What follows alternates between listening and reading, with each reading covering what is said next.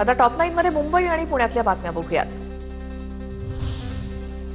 मध्य आणि harbour railway मार्गावरती आज मेगा ब्लॉक, माटुंगा ते मुलुंड जलद मार्गावर ब्लॉक, तर हार्बरवरती कुर्ला ते वाशी दरम्यान दोन्ही मार्गावर ब्लॉक। येत्या काळात म्हाडा ॲडव्हान्स कॉन्ट्रिब्युशन स्कीम अंतर्गत मुंबईमध्ये घरं उभारणार। म्हाडाकडनं घरांसाठी टप्प्याटप्प्यानं पैसे भरण्याची सुविधा मिळणार। म्हाडाच्या या निर्णयामुळे सर्वसामान्यांना मोठा दिलासा मिळणार।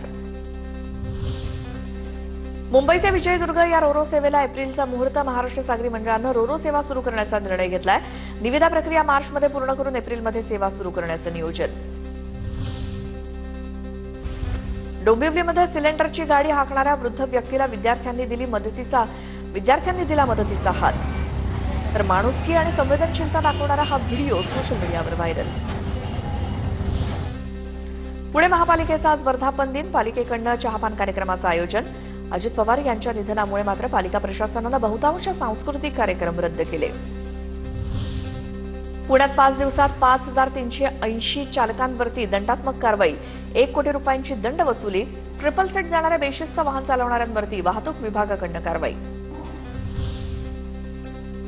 पुण्याच्या आलेगाव पागा भोसले वस्ती परिसरात धुमाकूळ घालणारा बिबट्या जेरबंद।